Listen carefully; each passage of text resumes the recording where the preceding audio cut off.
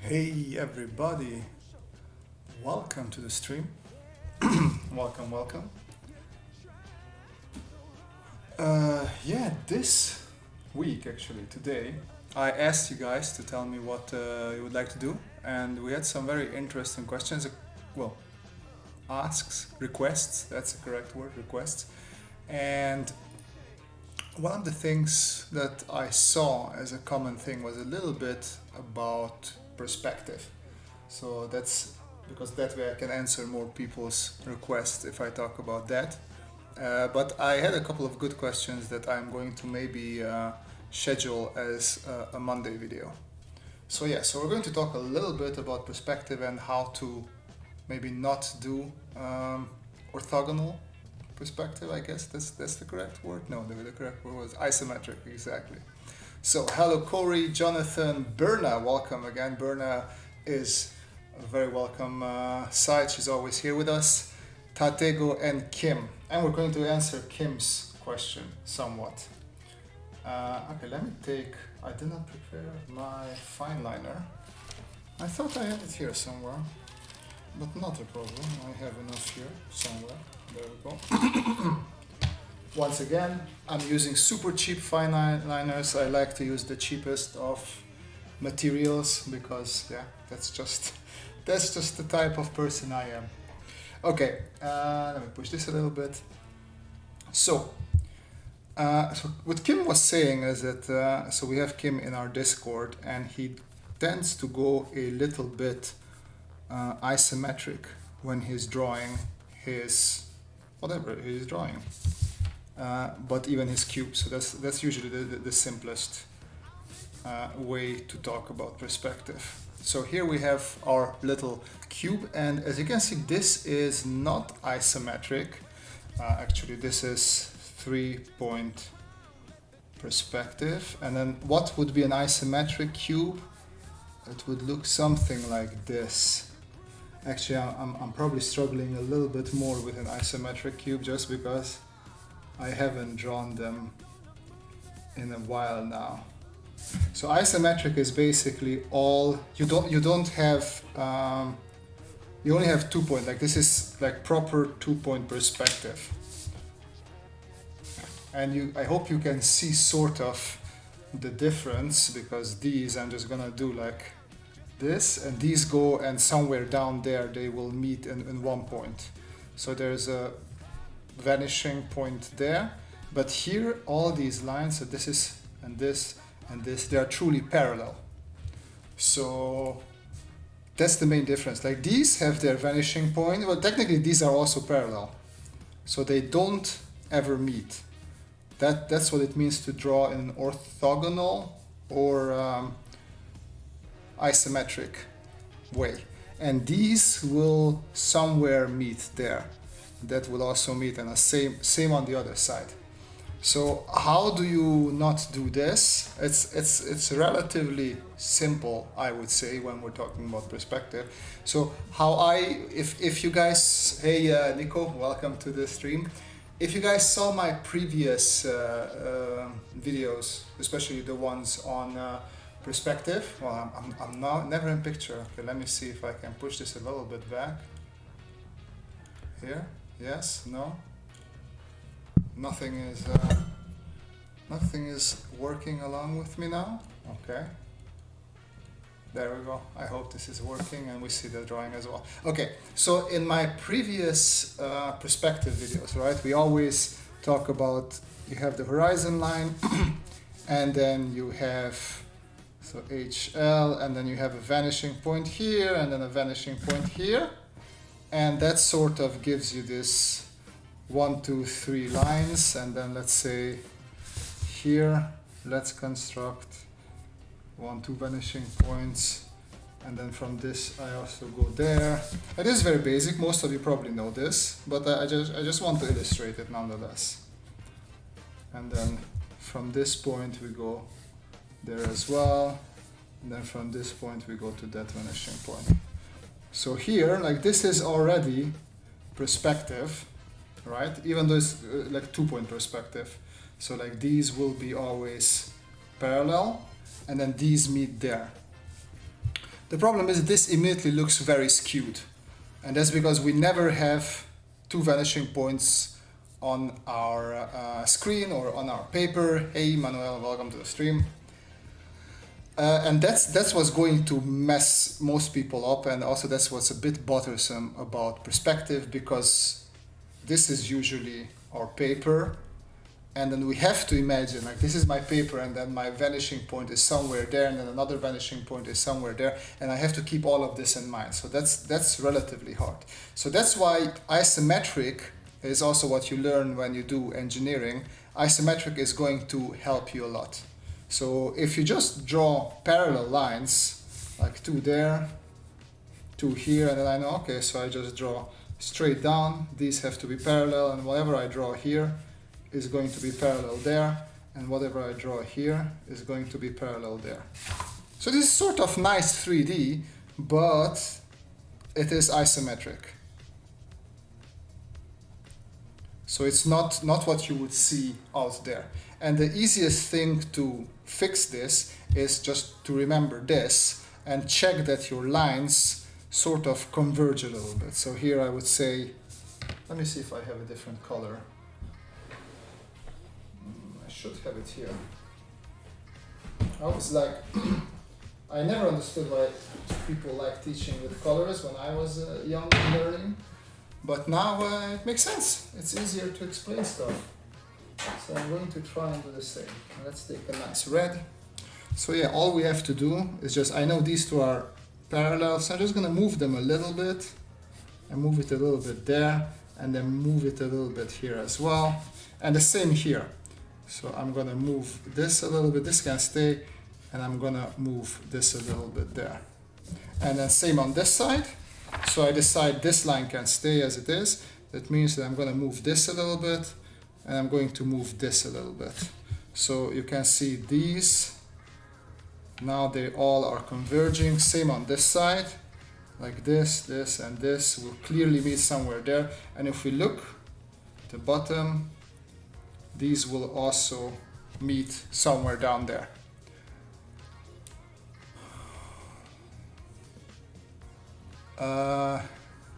Yes, Spanish stock. Okay, so an easy and a good way of remembering this is keeping sort of the vanishing point inside. So if, well, how would I explain this the best way? Well, technically, if anything is below the vanishing point, so you're looking down on it, right? Then your third perspective vanishing point would be here. So everything below the horizon line, not vanishing point, everything below the horizon line, your third vanishing point will be there. So your cubes or whatever you're drawing will always look something like this. So your lines will go and meet somewhere down there. And these, of course, will meet on the horizon line. And the closer you are to this horizon line, the less this angle is going to be strong. So if I bring this up a little bit, let me do this with red, right? Because then this becomes a little bit more flat. And I still have a little bit of angle here. So if, oh no, this should be here, right? Something like that. So if I bring back now with black and I draw a straight line down, you can see that there is a little bit of an angle there, right? And the same on this side. a little bit of an angle right there. So the lines need to be tilted a tiny amount, but when it is too much. That's what I'm saying. So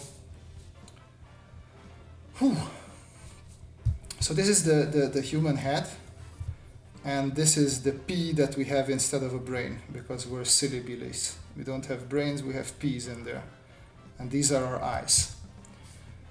If I'm correct, we have sort of, I think, a 60-degree viewing angle.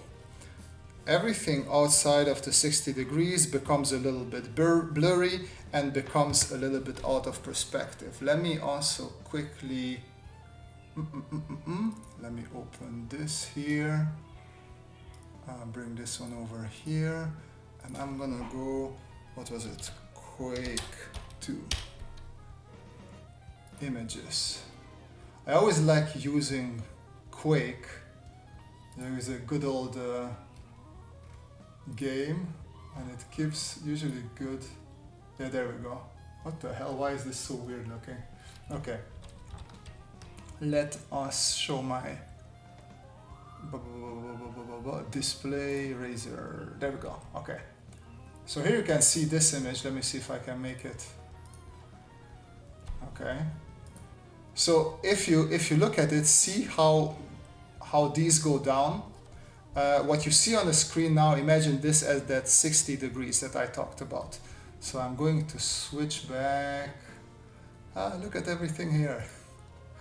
Okay, there we go. Let me take another paper. So, okay, here is our Quake 2 screen, right? And here was our little water pistol gun. And then whatever, and then we had sort of a, let me bring it up because I'm allowed to look at it, it's easier that way. So we had sort of the wall here and a little bit of thing there, hanging there, and then we had sort of a pillar there with some boxes here as well. Of course I'm not drawing perfect perspective, but yeah.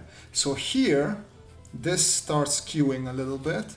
And if I draw more lines here, the screen, it becomes more and more like this. So here we had sort of a window, and this window, oh no, this goes up, sorry, that goes up. This goes a little bit in there, and then we have lines here, and these become, and if I would continue these outside, like you can see that if you just continue these normally, these lines would become more and more coming in here. So that's why I said when you have the human head with the eyes, like this 60% or 60 degrees is what we see. Everything outside of it is going to become super skewed. And this would, like if you want to see all of this, it means that your vanishing points are already also very close together.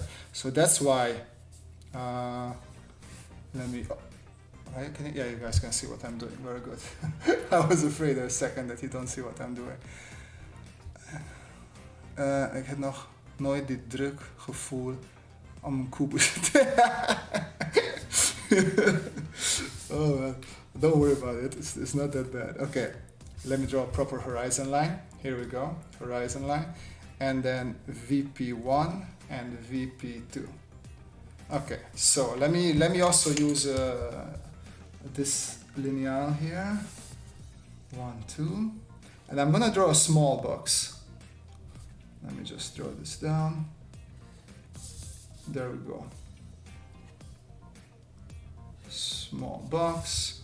I'm gonna connect it here. Go to VP2. I do hope this small box is visible. Yeah, it is visible. Okay, no problem then. There we go.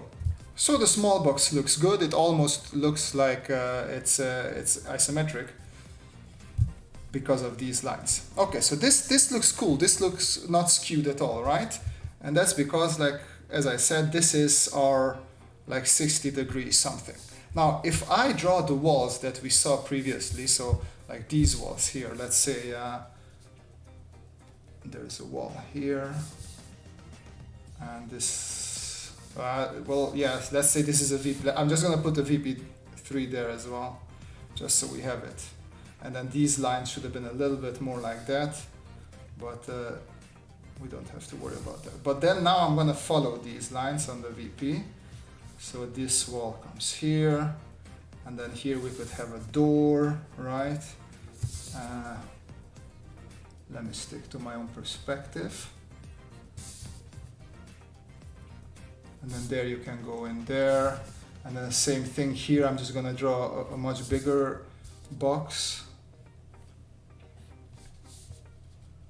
There we go, something like that. And connect it to VP1 as well now. And then connect it to VP3 here. And now connect it there as well. Okay, and only this upper corner is left. Okay, you can see that everything, as soon as it starts falling out of the 60 degrees, we have these weird things. So that's when you do a box and you do like really weird angles, yeah, it's going to be weirder, and then you know that this is, well, probably not correct, unless you are trying to construct a scene where you're looking down on buildings, and then you have a lot of buildings here, and you want to exaggerate and make sure that the viewer understands that this building comes closer and closer to the camera. But also, like, probably the main gist of the scene is going to happen somewhere here. So you're not going to hide any sort of parallel, very, very important information. Nothing is going to be hidden here. The main thing is going to happen there. Hey Felix, welcome. I'm a little bit in the explaining, so I miss saying hello to people if this happens. Let me adjust this. Hello. Okay. So that's the whole thing. And now returning to the above and the below horizon. So VP3, whenever we look below the horizon, is there. Whenever we look above the horizon, so if you would have like a floating ship, something carrying a cargo container, then we would have VP3 somewhere there, and then obviously all your lines would have to go there. Yeah, something like that. As you can see, like, this is already extremely out of, so that's why we zoom out, so the VP goes also further away. So this is the best way. So if you just have to think, when you're drawing a car, like you usually a little bit, you're looking down horizon line, right? You're looking a little bit down, and then, which means that your car is going to be in a box like that. So you can see a little bit, like, yeah, it's the thing is, the more you do it, the more natural it becomes to you, and the harder it's going to be to explain these things, because it just comes so naturally. But I can take my ruler again and just draw these lines in. So, and then you can see how small this angle here is and how small this angle here is. And this one technically also should have an angle, but there you go. Should be something like that. And the same thing with these, right? So that's why also I say that you can use boxes for perspective, because once I have this box, then I sort of know, okay, this goes there, these meet somewhere there. I don't need to know where they meet, because I just, from here on, I just think proportionally, right? So I know that the next line is gonna go like this, then another line like that, and slowly, like these lines, like you can see that they're not parallel. Well, in perspective they should be parallel, but they're nicely describing this line for me. And the same thing on this side. So I can, let me see if I can fit here. I prolong this, and this a little bit. Obviously it's not a perfect box. So this, and this. So I know that my lines should probably go something like this. And it's not about drawing perfect lines in a perfect perspective, but like, if I would follow these to the vanishing point, so let's say the vanishing point would be here, and these lines would probably come something like this. But I'm fine with that, because this is so far away, that this could be just on the same thing. So here, this gives me a pretty good way to construct something, because I can just prolong these a little bit and prolong this one a little bit, and already I can start constructing new boxes here, or not even boxes, of course. You can think about cars, right? So I can say, okay, I can I can start turning this in some sort of, let's say, sci-fi delivery vehicle, hovercraft, whatever you have in mind. Just use the lines of the box, and then I know, okay, so if I want this to be in perspective, I just use those basic construction lines that I have in this box. I just make sure that everything I draw here is sort of, well, I call it parallel, right? Like technically these are parallel, but yeah, nothing is parallel because they meet there. But I do like to call them parallel just to confuse everybody. But yeah, so I just try to draw lines that really go along with those lines there. And then all my lines just follow those. And then once you have your lines, yeah, you can make also organic shapes. So you can say, okay, I want this to be somewhat a bit more organic. So you can start bending things. But it's easier to bend things and make them look a little bit more organic once you have these lines on which you can sort of orient yourself. And then for this, it would be impossible to draw the vanishing points, because like imagine, like, okay, let me take this, let me just prolong a couple of these lines. So this would go there, and I'll take, actually this might fit. Let me see if I'm correct about these. Let's just try to prolong all these lines, and then you will see that they're not meeting in the same vanishing point, but I really couldn't care less, because they sort of give me a good blueprint for my perspective. Let me see. So you can see we have a couple meeting here, a couple meeting there, and then two meeting there. But I'm fine with that, and these might still meet on the paper. Let's see. So it goes there. This one goes there. Of course, this is very rule of thumb, everything that I do here. See? Yeah, there we go. That's pretty close. I did not expect it to be that close. This side, I feel like I did the construction lines a bit neater. So they would probably meet here off the paper. Now, so the problem here comes, imagine you want to draw this on a piece of paper. How big must that table be for you to be able to put these vanishing points? It's not feasible. So that's why I'm trying to push people towards not thinking necessarily of vanishing points, but using boxes and using the lines of something that you already drew to orient yourself in perspective. Because same thing, as I have this truck here, I already know, okay, so the easiest thing, of course, is to, now I can draw another box here. I can do maybe some sort of small delivery thing that has a small cabin and somebody's sitting in there, right? And this can be sort of like a hover thing that is hovering there. And I just follow the same lines. Everything I do is pretty much on the same lines, and it's bringing some boxes to our big delivery truck.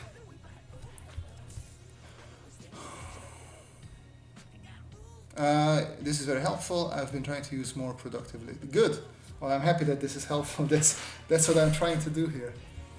I'm going to hang strings throughout my... Exactly, you would have to do this to find the vanishing point. So that's why I'm saying that, yeah, we start teaching perspective with vanishing points because, yeah, that's what's happening. But you really have to step away from that to start to be able to draw properly as well. João Silva, hey there, I've been a bit busy lately and missed some of your streams. How are you doing? I'm doing good. I'm actually thirsty right now, so that's how I'm doing. But no, we're doing good.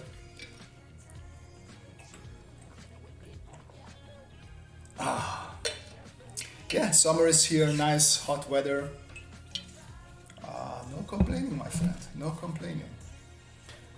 Kim Jong-ji usually uses the fisheye lens. I will try it after learning normal. Fisheye lenses, yeah, that's something else again. But technically that comes closer to reality, right? Because, okay, so here's the thing also with fisheye lens, but also in general with that perspective.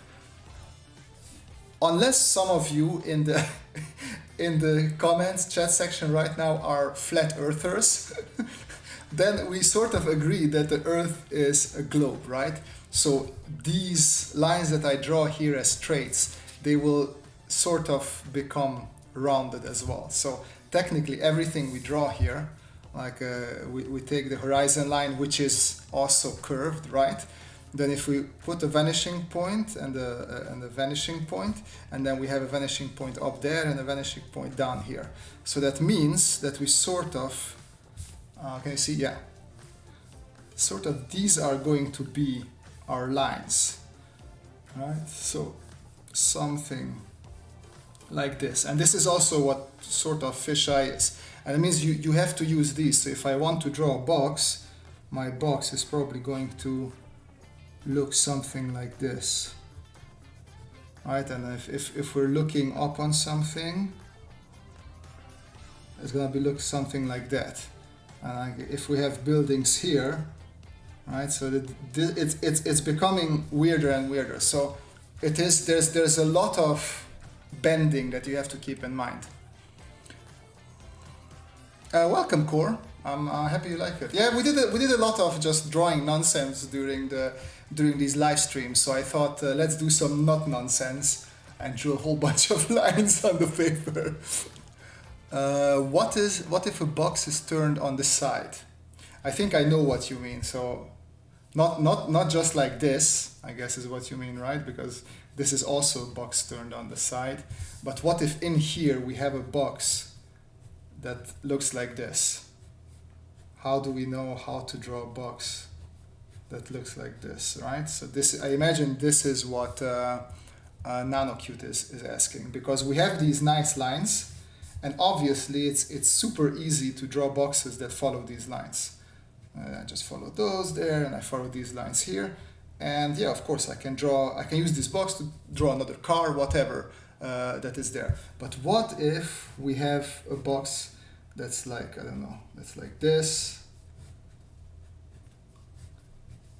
If we have a box that's like, the other way, here a little bit, right? So that is a good question.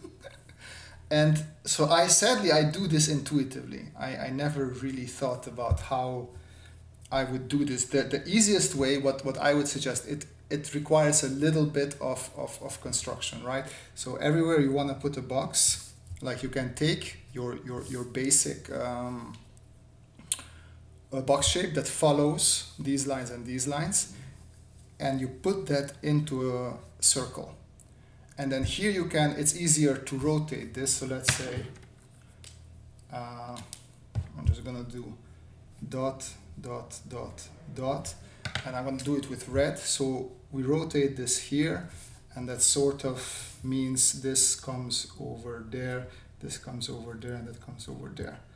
And that's great, that became sort of flat, but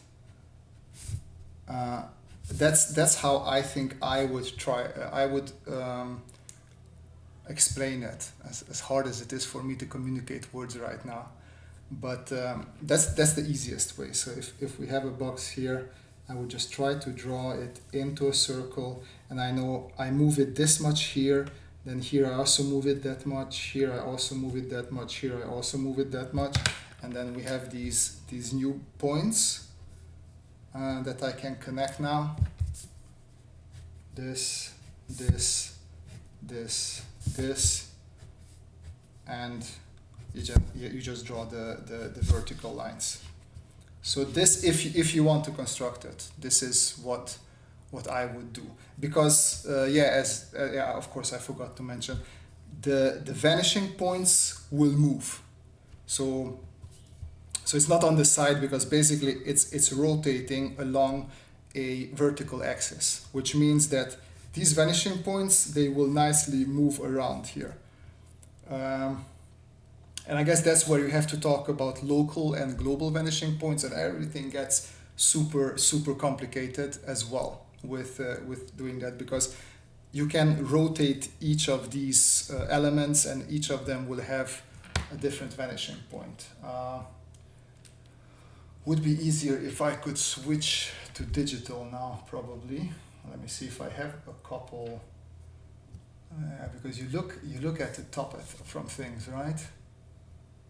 Oh, if I hold it like this, like, yeah, I have, so we have the table, everything is in perspective, but as I move this, as you can see, the vanishing points will really move along with it. So every time as you follow these lines down here and there and there, as soon as I move it, it's clear that that vanishing point that was somewhere here now went over there.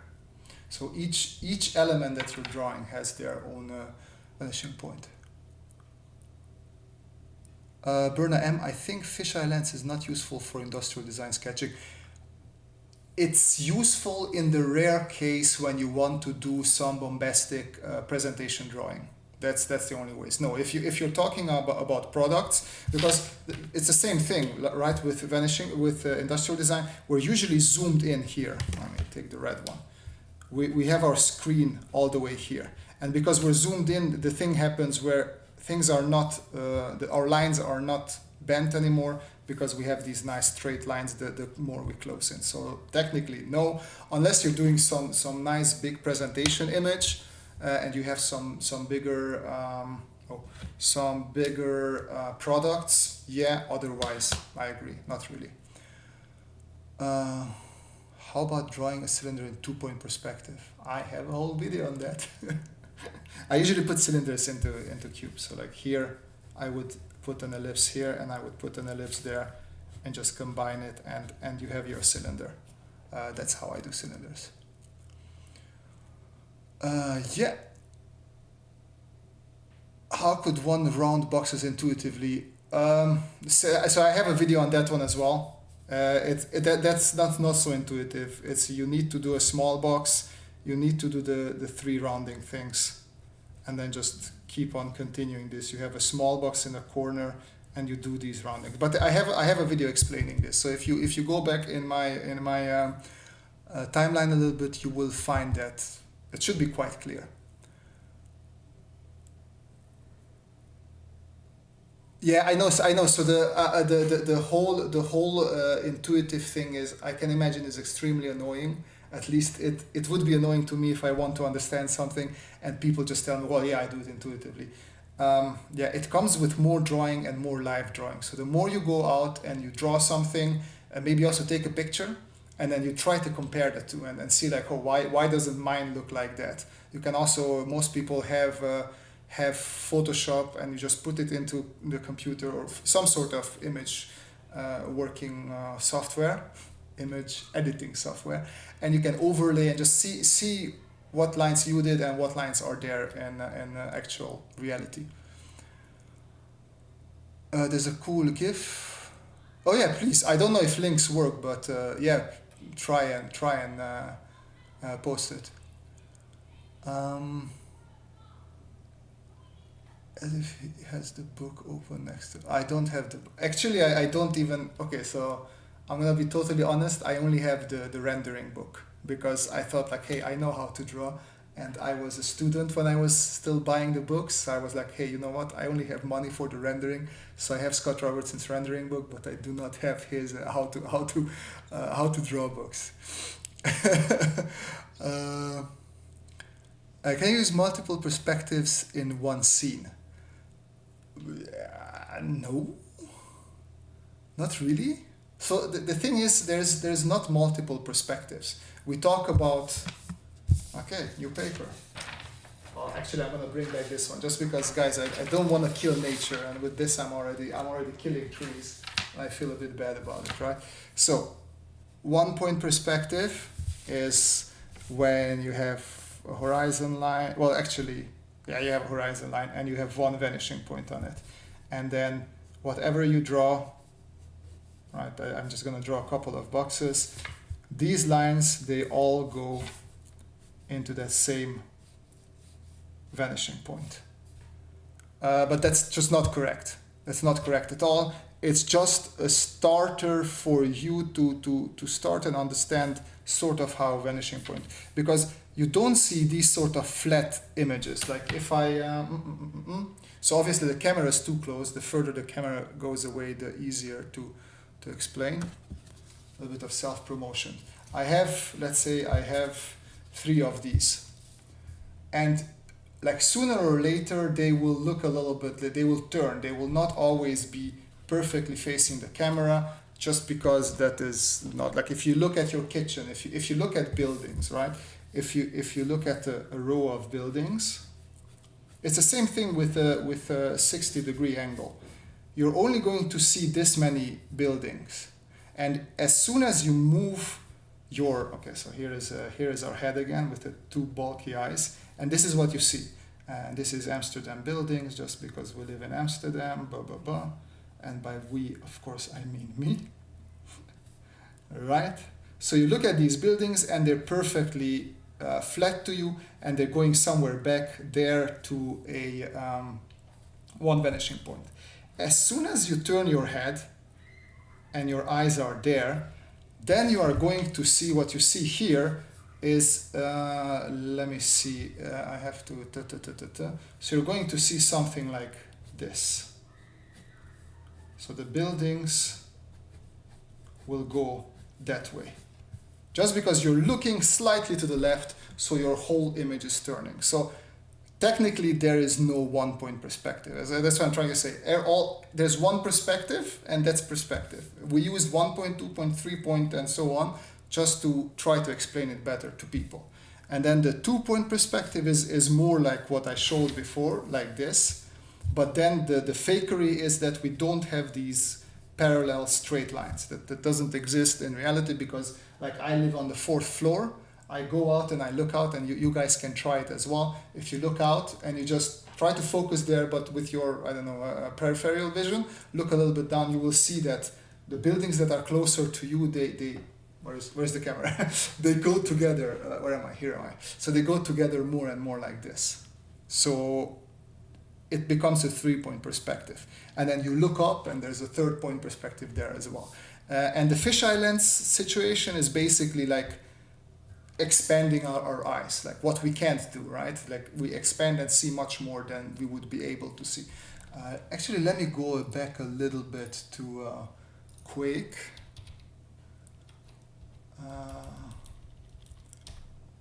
What is it?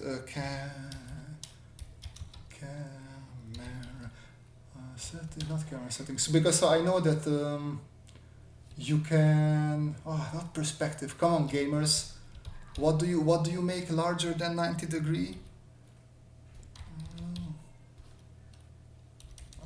120 degree. Let me see if I can find. Okay, here. This is sort of what I'm talking about. There we go. So look at this. Hopefully I won't get copyrighted for this. So this is the standard 90. See, like these lines sort of start coming together. You can see that they will meet. This is sort of how we see, point of view. Yeah, thank you, Joao. So this is 120. This is already, you can feel that, okay, I see a bit more. Like these lines are a bit sharper than they were before. You can see, see that technically all these are parallel because these are straight lines. But what we see is that they meet somewhere down there. Okay, kill that monster guy. Very good. Let's push the button. 150. You can see that everything is already a bit distorted. Like this vanishing point, is coming closer and closer to our horizon line. FOV, field of view. Yes. Okay. Point of field of view. Yeah. And then I think we go at 170. I mean, okay. Now people get sick. This is where people. I don't know how you can play games like this, but you can see that the bottom, like the third vanishing point, is now in the screen. So it is. Look at that. And 180. Yeah. Okay. Great. We can't see anything. I think this was a good enough demonstration. But yeah. So this is what I'm saying. There's one sort of perspective. It's just we use 1 point, 2 point, 3 point perspective just to explain how to get into it. Okay, let me see if I left anything out. You can have a vanishing point in wherever you want, as long as it is connected to the vanishing line, or at least that's what I don't know what the vanishing line is, but yeah, I know what the vanishing line is. Yeah, technically, yeah, you have, but you just think of it like that. You have the globe, and then you usually have vanishing there, but each and every object that you place there, if you rotate it around, will have a little bit of their own vanishing point. Multiple vanishing point for different objects, exactly. So that sounds correct. The how to draw videos are great, Campo. Thanks.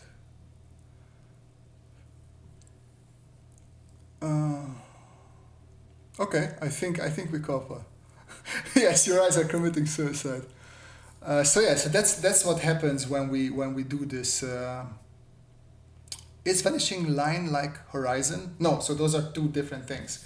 So we have the horizon line here, and horizon line you literally imagine as the horizon outside. So if you're not in a city, you're somewhere out in nature, and you look around, and then you see I don't know, a mountain, and you see some trees, and this is where you see the horizon line. That's the horizon line. And vanishing points are if there is a house, if we have a house in front of you in the field, and you look at the sides of the house. So we have, I don't know, let's say this is right side and this is left side. And you see all the lines on the right side that are technically horizontal, right? Like these lines are horizontal. And you try to follow where these unite, and that's going to be one vanishing point, and then these going to probably, you can call them the vanishing lines. I haven't necessarily called them vanishing lines. But the same on the left side, so you have this bottom line, you have this line that connects those two things. Maybe you have a window there, and you can also follow the window lines. And these are going to meet in another vanishing point. And obviously, like these lines that you construct would be then, technically you can call them the vanishing lines. And as I said, deep within the ground, we also have these, but our eyes just don't see that, but we would have this vanishing point there as well. And the weird thing is, so that's also where it becomes a bit with the fisheye lens. Like if we, let's say, if we are on the, let's say 7th floor. So we are on a balcony, this is our awning, and we are sitting there, and we are drinking a martini or some sort of drink, and we have a little parapluie in there, and that's yummy. Okay, and we are on the 7th floor, and then we look down, and there's a skyscraper in front of us. So something that we can't really do with our eyes is look down and up at the same time. Because if you look down, the skyscraper is always going to like merge together. And if you look up, the skyscraper is going to become merged together, but then upwards. And then this will be the fancy glass thing of the skyscraper. And technically, this is what you would see. But we can't do that because we can only look down or up. We can't do both. Our eyes don't do that thing. So this is where also fisheye would technically come in. This is what we can do as humans. So you have to imagine what that would look like.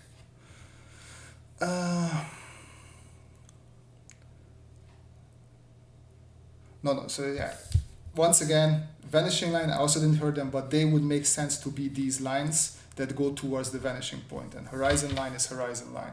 It's already quite complicated. Let's not murder ourselves more. Okay, but let me do a rotation just so we see what we're talking about.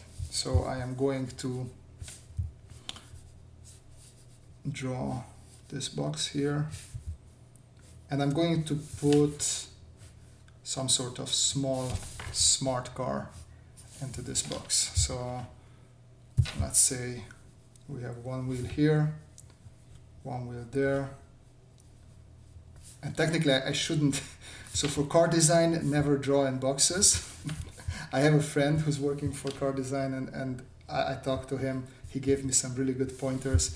But yeah, using boxes is horrible because you want to exaggerate your perspective as much as possible when you're doing car. Like car design is a whole different beast.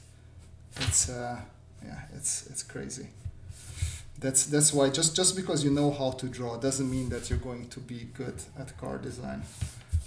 I can copy cars, but yeah, drawing a car, designing a car, it's wow, 100% totally different thing. Okay, so this is sort of like my mini car. Very ugly, very rough. Now, if I start rotating this, right, I'm going to rotate it a little bit like this. So it means that, okay, let me use the circle that I was talking about. So in red, I'm gonna draw a circle around here, and I'm gonna rotate it just not too much, that much, and then this much here as well, and this much here as well. So if we look at it, let me take another color. The more colors, the merrier, and the happier everybody is. I need a nice blue. I think this is a nice blue. So I'm just going to prolong these lines. So these go like somewhere there. Now I try to replicate this circle here, right? And our box would be something like this in it. So you can see how the box rotated there. Let me see this line, a little bit more like this, like there, and this. I think this is nice.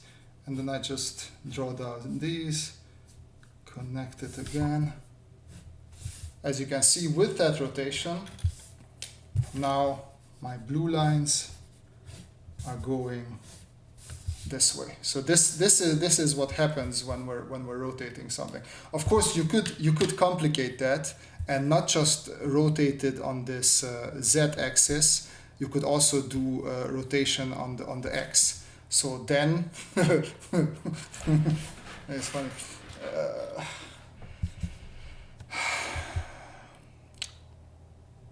It's annoying because in my head it's clear, but it's hard to explain it to you guys. So this is our circle, and I rotate it like this, right? This is what I did. But you can rotate it like this and then also tilt it like this, and that can also happen in perspective, because you could have here, you could have a box, something like this, that is tilted, and you have a smaller box like there. And then like this box is slightly tilted, and again, like here you have weird things again. So you have to keep those things, because you can now tilt that box a little bit, so around this. But let's not go there. Like if you guys understand this, that's a good start, and then slowly I think the things will come by themselves as well. So the same thing, I put these two wheels in there. Of course, they're much more skewed now, and we see much less of them because of perspective, because of foreshortening. We see more from them in the front. There we go. This is our little bonnet area, and this is where this thing goes. Something like this. And then this is where our door is.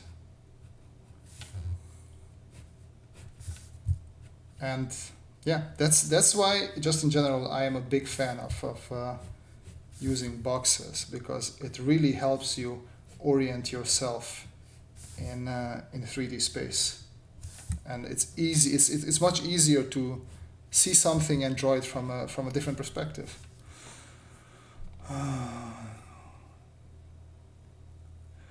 I'm trying to use more curved circles ball when I draw macarobas, but it usually goes bad because I can't connect things to it in perspective. Do you have advice for that? Yeah, I mean, as industrial designer, I have the same thing. So even with the car, because you're going to have, you can make these much nicer. So I can bring in some curves here, make sure that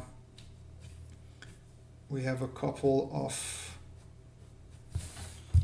nicely curving places. The thing is, just use what you have as the bare bones, the backbones, and then start building on that.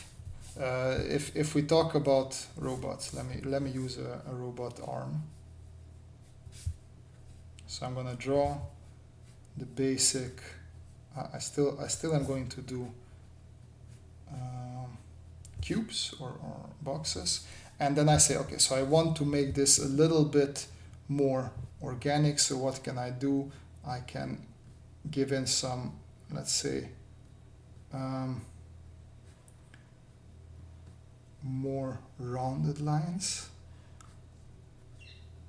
and then you can totally take that off and you just draw a rounded line, and the rest you try to see and fit it in there. Like these are again too straight, so I'm just gonna try and bring in a circle there and fix it like that. And always what I use a lot is these section lines, because section lines just help you in giving away more of the shape, how the shape actually looks. So you can also draw this straight away without the underlying thing, so that it would look something like this.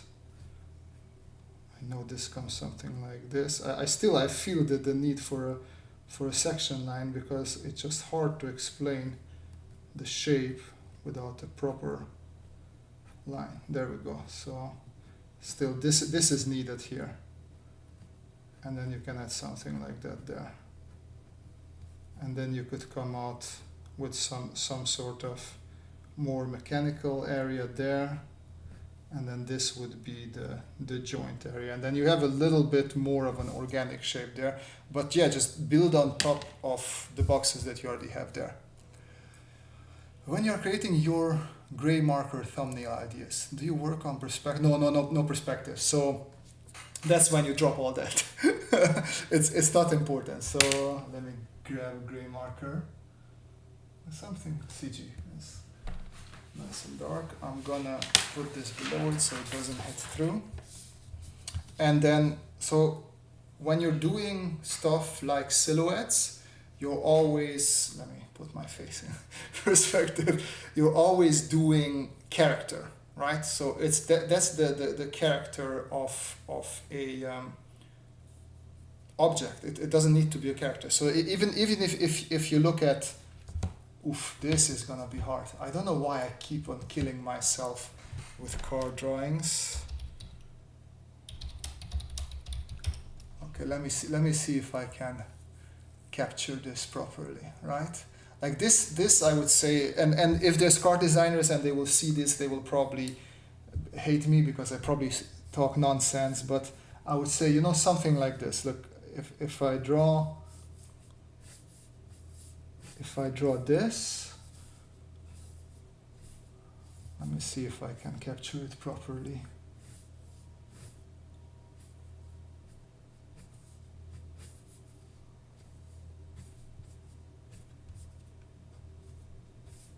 Oh, there's no music, guys. Why you not say something? Why you not say things? Like, how can we have a video without music? There we go. So do you sort of, kind of recognize what I'm trying to draw here? I hope you do, because that would be great for my point, right?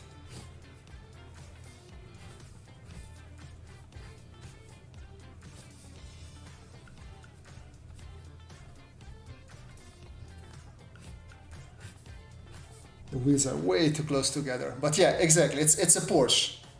It's a Porsche. And it's not in perspective. It's just a side view. And it's there to make it immediately recognizable. And that's when I draw robots. I just throw down some whatever sort of shapes. And in the beginning, I just do also just some random things. Okay, let's see what might be interesting and what I might see. Because the more weird and interesting the shape, the more memorable it's going to be for whoever sees it. So then I come in here, okay, so these are always flat. So from a totally flat point of view, okay, what could be interesting? I see these as legs. This could be maybe a three-legged robot.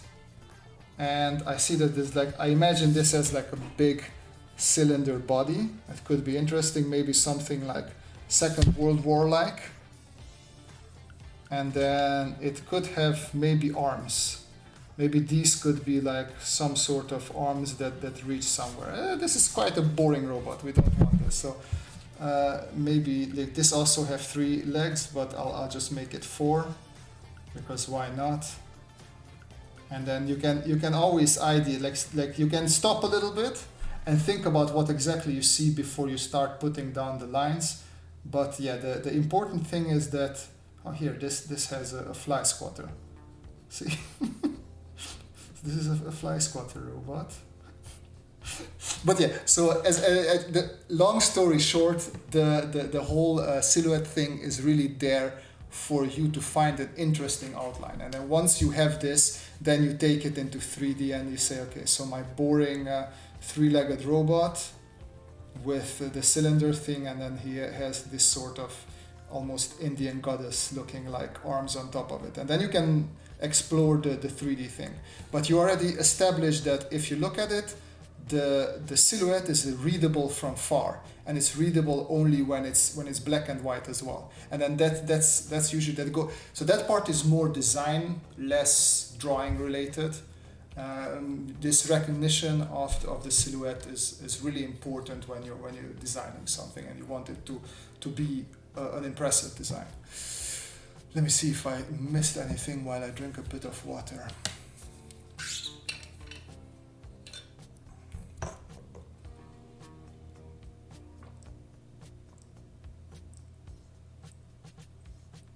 Do you ever use the gray marker method when you work digitally? Absolutely.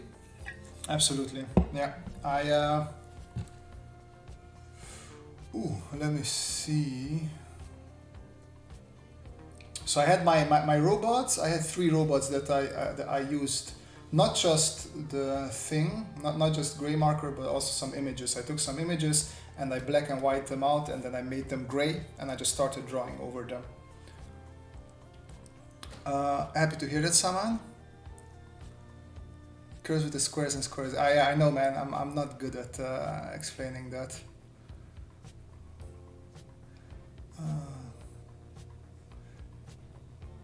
I was about to ask you interior design of a car.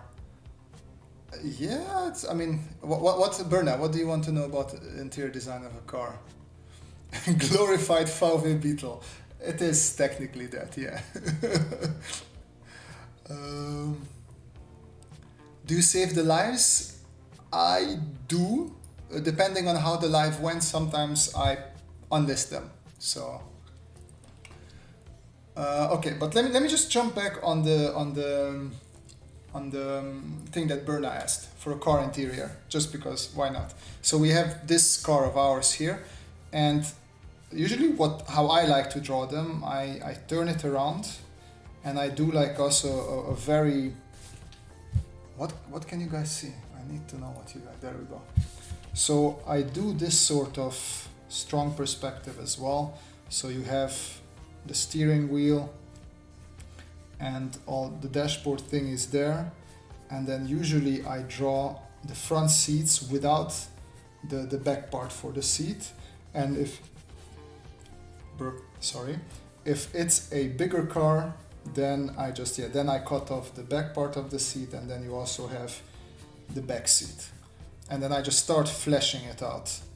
I start adding, okay, so this is the upper wall for the door. It would come here.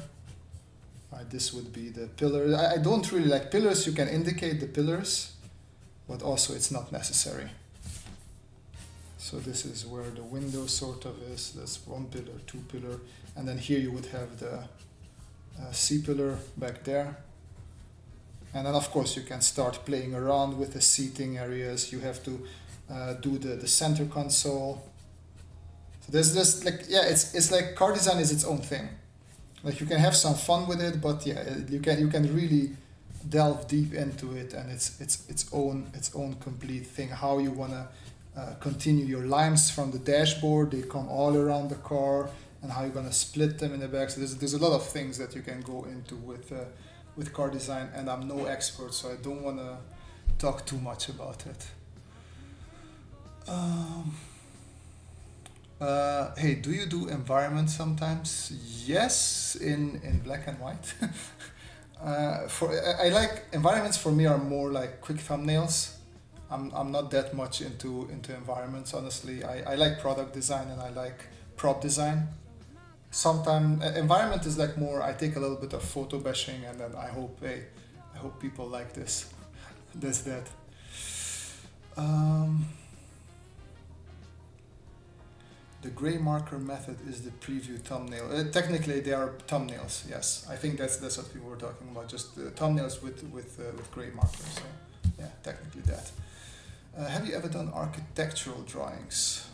Not really. I mean, I like drawing buildings every now and then. I do a lot of, well, not a lot of, but some urban sketching. So I do like going out and drawing buildings, but I don't draw enough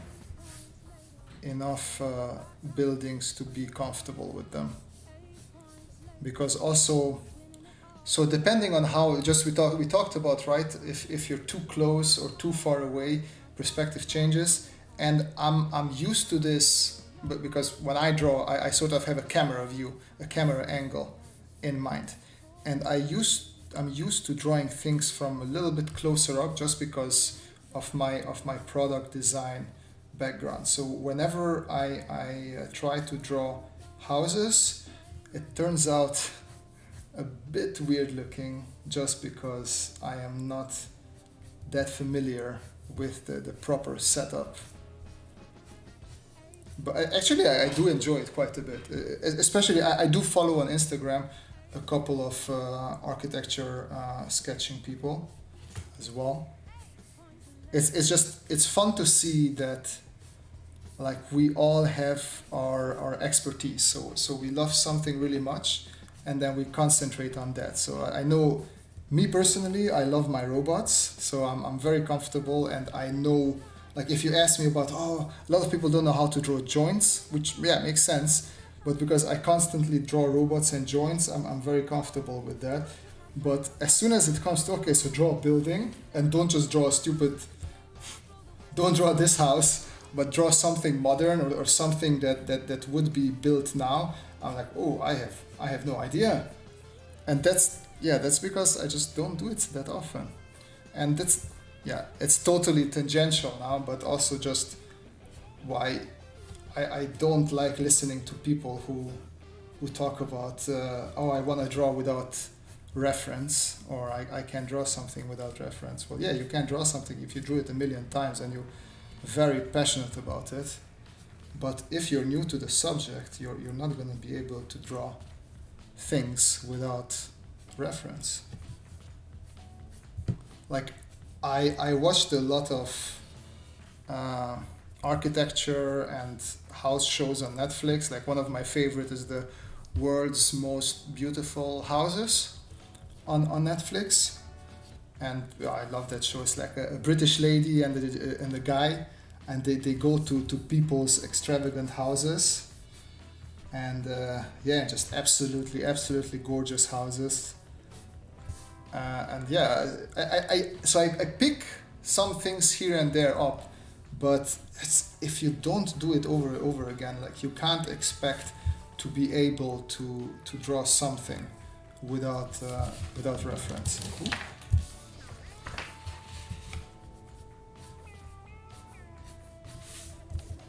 So this would go out there.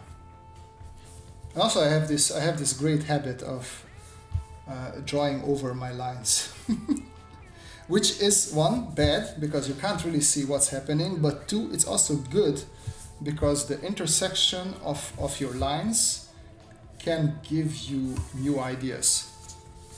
So, you know, the typical, as Bob Ross says, happy little accidents can happen.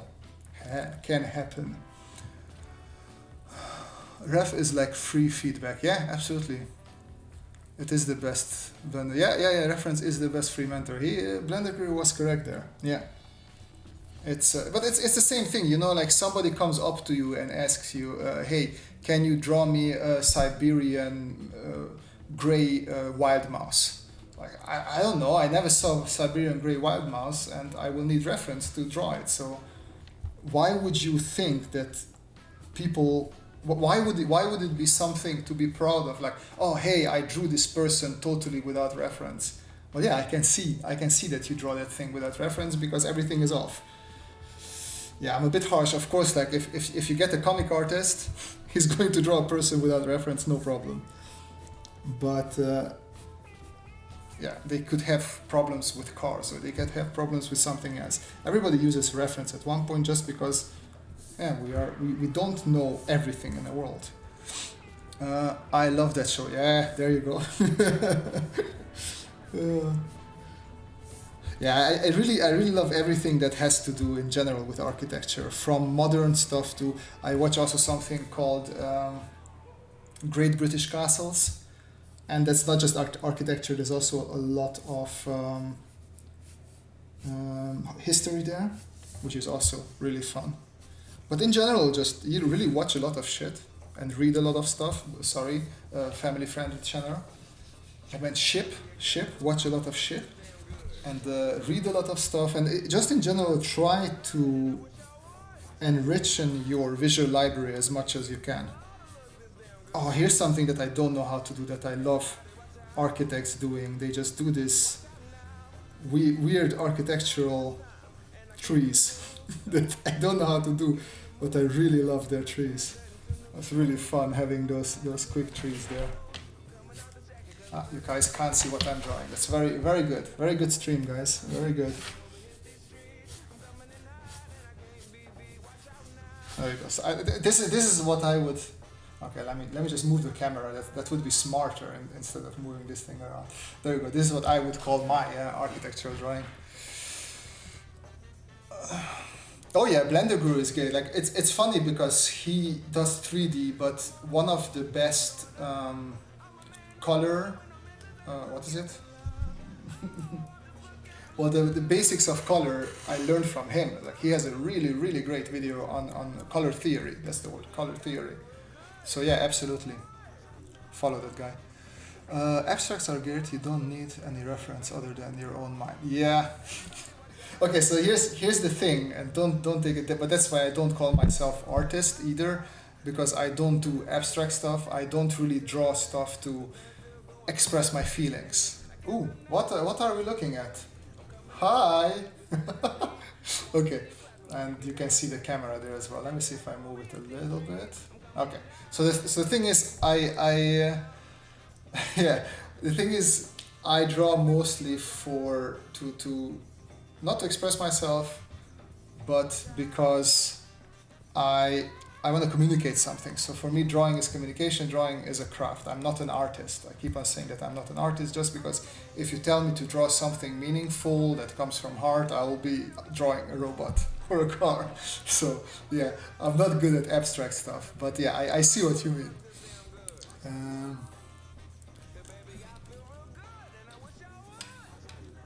There's a saying, comic book artists can draw anything, a gun, a car, a man, that he made up. Yeah.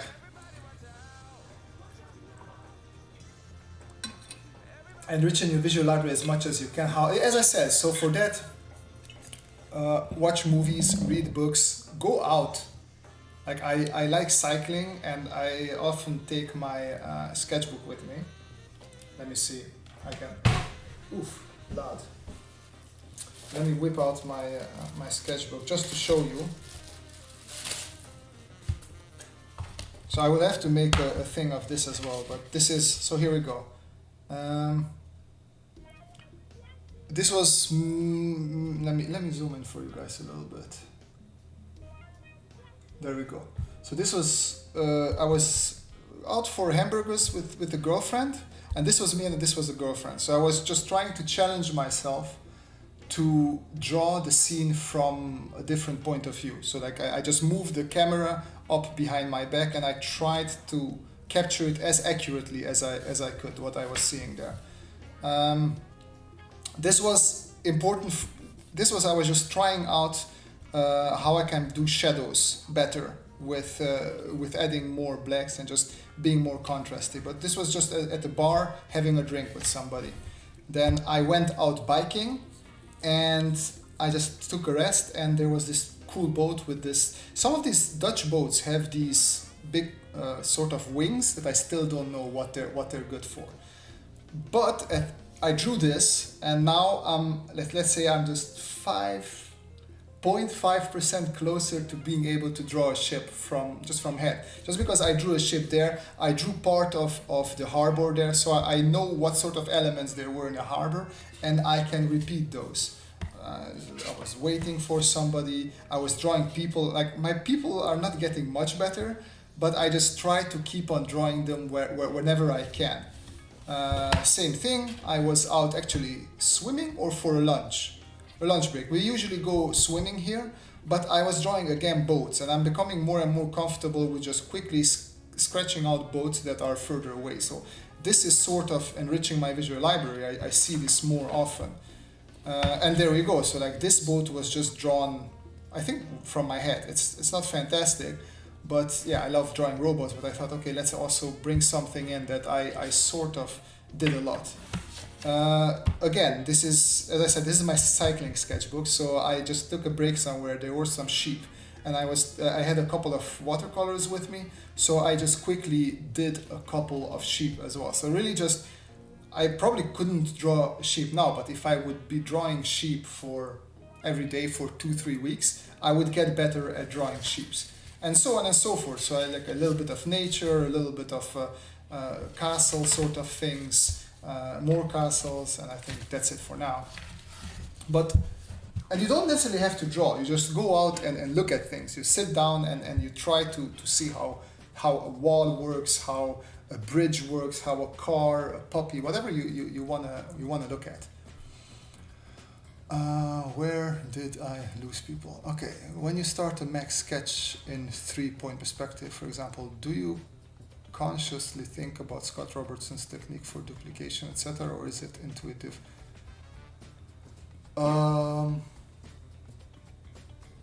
I consciously think of it. Yeah. I think what you mean is like, but that's construction, so that's not necessarily Scott Robertson's technique. That's industrial design. That's just craftsman construction. Like, I know that if I am, like, the easiest thing is with an airplane, right? So I'm having a fighter jet here, right? I'm sort of drawing Starscream, or a Thundercracker, or whichever it is. And then I know, okay, so I have this one. Let me take the red one, and I know that, okay, I have a wing on this side.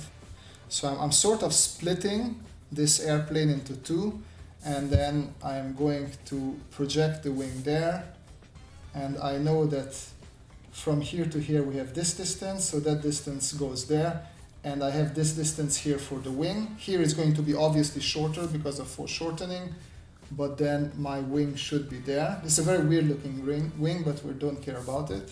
And then we have a tilted wing here, and I do the same thing. So I know that this is the center line.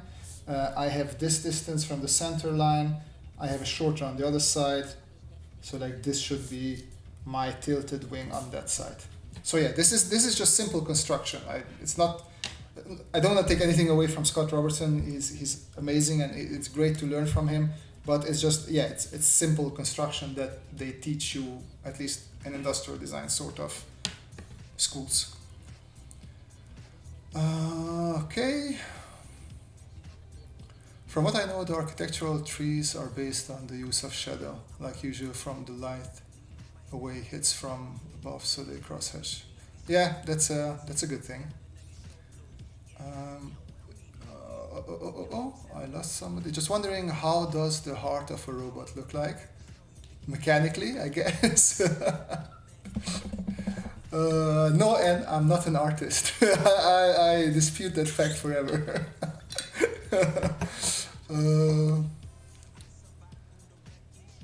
They are called Hutsvard. It's for the stability while sailing. Okay, I didn't know that. I didn't know they have a name, Hutsvard. Isn't that sword? The sword? No. Those drawings are... Oh, thank you. I don't know why people would draw a paint line and sell it for more than... that's art. You can draw anything from any perspective. Well, that's where you will. That's the end goal, right? If you want to be able to draw. But most times under the belly of the boat. I didn't know that.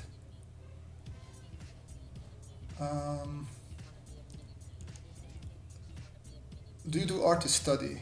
You know, like copy. I did that a lot in the beginning. Like lately, I did it less because I concentrate more on product sketching and just mechy stuff. I did quite a bit of Rembrandt in the beginning when I was trying to understand understand a bit better colors and how he uses color and how many colors you have to mix in the human skin. So yeah, I keep on talking that I'm not an artist, but I do want to learn from artists because I love everything they do, and I'm extremely envious. But so yeah, I did a lot of artist studies, and even now sometimes if I see a concept artist that I really like, low key I do a quick study. So I just try to see, okay, how did he do those shadows? How does that concept artist use the colors or grays or half tones, whatever they're using? How do they do that? Thanks, Jonathan. I'm gonna check that out on Discord. I appreciate that. I wanted to learn more about that as well. I want to come out. No, I will not come out of the class. Yes, the white and black thingy. Okay, I think a good way to know shadows is to use measurements of ruler and size to see where the cast shadow will end up. Yeah. Oh yeah, so if we come back to my trees, just in general, I think you guys notice it on yourself, but it's just interesting to look at it. If you are right-handed, like me, so here's your right hand, usually you put the light source here. So usually that means that I'm going to put the shadow side always on the right side of my building's object. So this is going to be in shadow, my little sexy car here, and it means that I'm going to cross-hatch my trees on the bottom and the right side. And if you are left-handed, I had a couple of friends who were left-handed and they're also drawings, they do this opposite. So they put the sun here. Oh boy, that's the sun. It's smiling, guys. There we go. And then the shadows will be obviously on their side. I don't know why that is, but that's how it is. The cheap pen that's impossible to buy outside of Holland. Yeah, it's funny because everybody keeps on asking where they can get these pens. So it's Hema, which is a Dutch convenience store, and it's really like you can buy a set of 12 of these for €1.50, and yeah, that's why I keep on saying I just get the cheapest pens that I get in a supermarket.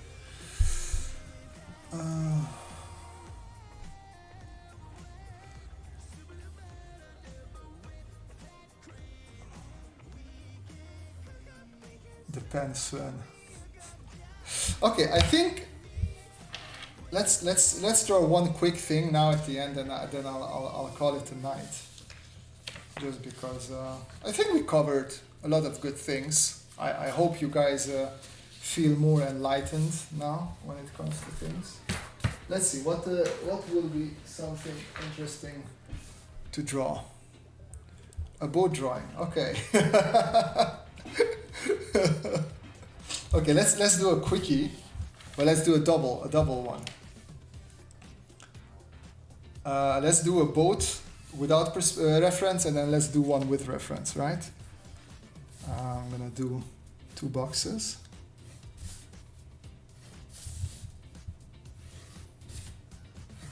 And I'm gonna give myself 5 minutes each. That's online stopwatch. There we go. 5 minutes. set, start. I'm doing engineering drawing and it's no joke. They give us 2 minutes to draw F, a robot arm, mechanic stuff, advice. I don't know. I did engineering drawing. I never drew robot's arms. We were always drawing like mechanical stuff.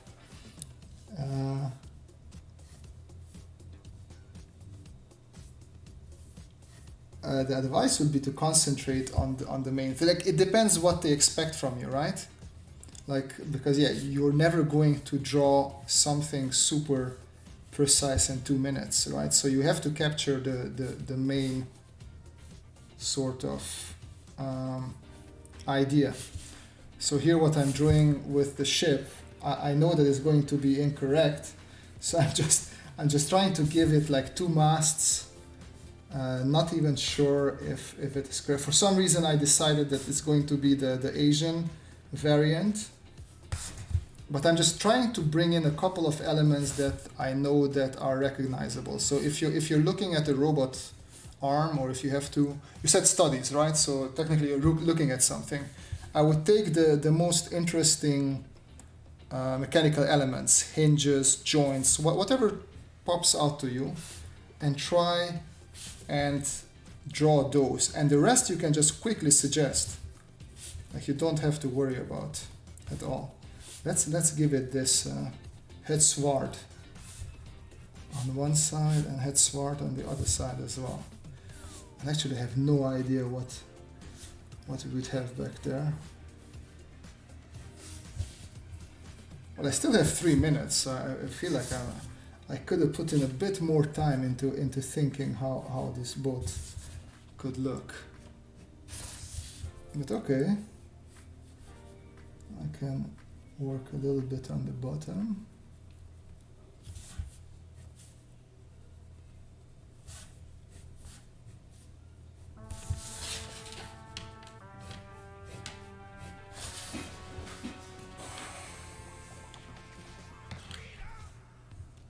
I mean, 2 minutes sort of like, you know, for figure sketching, you have the 1 minute, 2 minute, 5 minute, 10 minute sort of things as well. And usually you start out with the shortest one. You start out with 1 minute, then 1 minute, then 2 minutes, then you go to 5 minutes. By the time you end up at 10 minutes, you're like, Jesus Christ, I have all the time in the world. So it really helps you quite a bit of capturing the main, whatever you want to capture in a drawing, if you get used to these short time, well, restrictions, I would say. Also, just to mention, like, this is absolutely horrible because I mixed like this Japanese with a non-Japanese sail. That just makes no sense. Like, okay, you know what? Let's also add some. Let's add some of these rubber wheels. What these are. Sometimes boats have these around them, just to make it more interesting. And we can also add a bit of shadow. So just below it, I would say we can add a bit of shadow there. So sort of reflection / shadow in the water.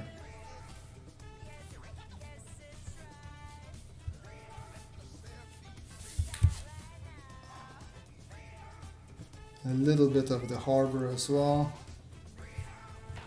Can you guys see what I'm doing at all? No. Japanese Viking boat combo, yeah.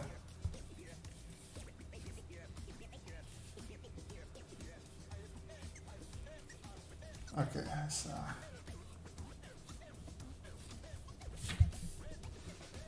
okay, I feel like I should make some of the lines a little bit darker, just so we see where our boat is, where our lines are, what's on the bottom, what's on the top. What I like about boats, you have all these millions of ropes going everywhere as well. How's my timer? I have 12 seconds. We can stop it here. Okay, so this was around, I guess, 4 minutes 30. Let's not go too far. And now I'm gonna look up a boat. Oh, rather on the back. Okay, yeah, whatever. Let's say it's there. Let's say Dutch boat. Well, I want het zwart. There we go. Okay, boot met zwart. Boot met zwart. That's not helping me. Oh, there. Oh, that's a cool one. Ah, it's a cool one. Okay, so also sometimes it's sometimes okay, it's a hard perspective though. Write a symbol on the sail. I guess peace.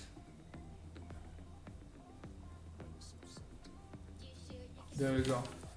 There you have it. Heart.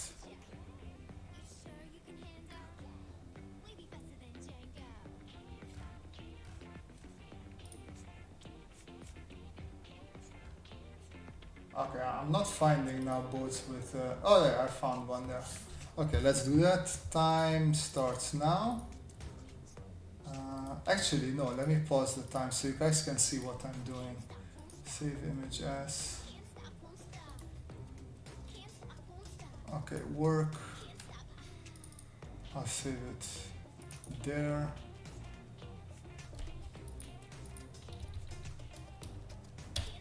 There we go. And now we come here, and where is example image? There we go. Work.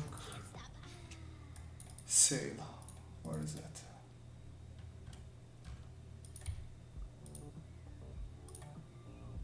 Okay. There we go. That's what we're drawing. Let me push it over there, and now I can start the time. Continue. There we go. So you guys sort of can see with me. So we have this sort of perspective here. Let's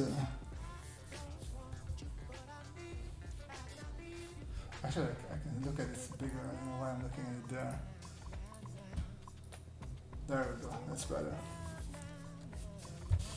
Quick adjustment on the perspective. It's a little bit sharper.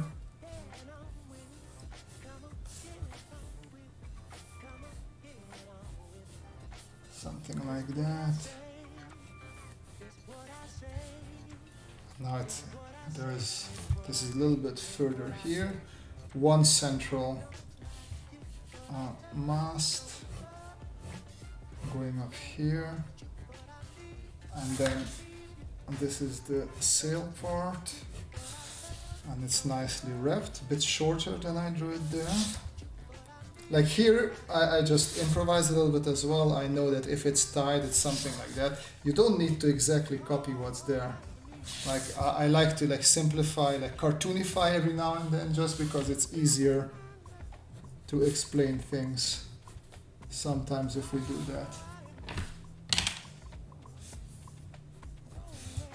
I want to make sure. So we have the inner wall here. Should be understandable. And then, actually we have, I like this. We have a guy here who's just chilling. I'm gonna quickly draw him because I like this. There we go. He's just having a good old time there, isn't he? So we have this cool het zwart here.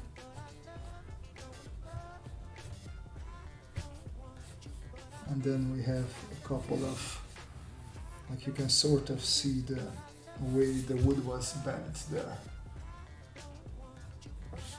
And then this is the side.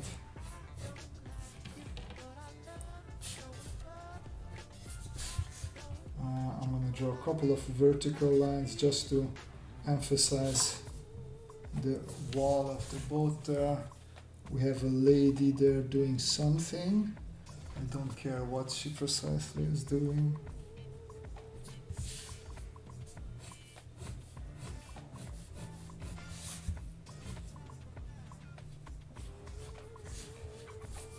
And then lines.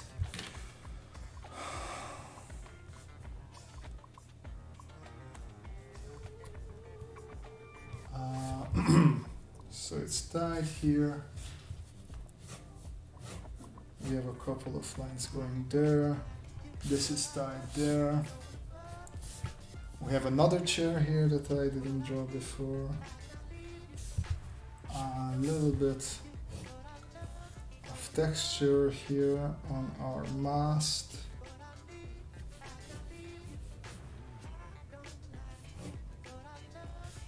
Let's see, we have one line connecting that one. Some more stuff.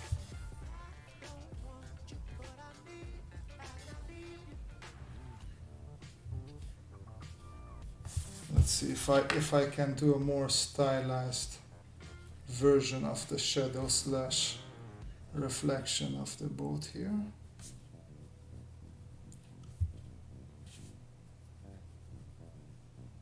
Something like that.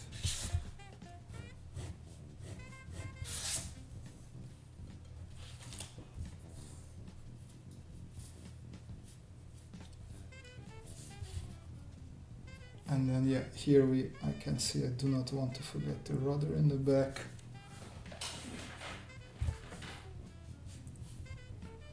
Maybe we can do a couple of hanging things, like make sure this connects there as well. Then we have more lines there. Thing is, when you're doing something like this with a reference, you have a whole bunch of small details that you can add, and that will look more interesting. In this case, I overdone the lines a bit. Not the biggest fan of that. I could have done a bit less lines so it's a bit more readable. But it's okay. We have some... time is up. Time is up. Well, structurally, this is already a harder perspective. Like, this is just side, you don't see nothing on top of it. It's just, yeah, you can see the difference if you do one over the other. Let's see if you guys wrote something. Did I miss something? Was the instructor T-1000 from Terminator 2? Welcome, mice. Well, towards the end, because we're almost at the end of this little video of ours. Like, yeah, I'm gonna do a last reading of your comments. Make sure, if you have any more questions, just throw them in there. Let's see if I can quickly answer them, and then we'll move on to stopping this.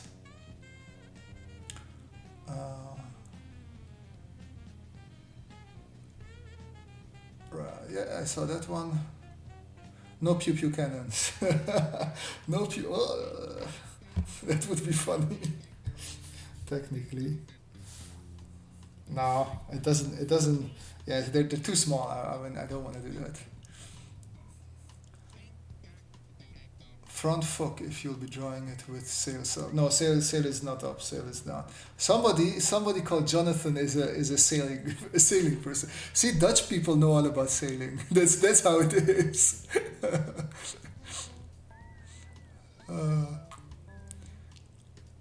If the guy's chilling, does that mean they took him out of the freezer and placed him there? Could be. How long is 5 minutes in my country? Well, this is how long. This was 5 minutes, I guess. There you go. So we have 10 minutes of drawing right there. Next live stream, definitely Thursdays. I try to sneak in sometimes some in the weekend, a little bit earlier as well, because I have people from the more, eastern part of the globe that are like, this is too late for them. So I do like to try and do some stuff like that. So if you can draw boats, name all parts. Actually, that would be fun. I mean, boats are fun. I rarely draw them, but boats are really fun. Actually, I can turn this off. We don't need that anymore. Okay, guys and ladies, not just guys. This was our video for today. I hope you enjoyed it. I hope you learned. That's what I care about. So you guys learned something and you guys have fun while learning. Yeah, and with that, I say goodbye, everybody. See you, everybody, next Thursday, Mondays, and the videos. Check out, I try to upload this as much as I can. But yeah, have a great weekend and see everybody next time. Bye bye.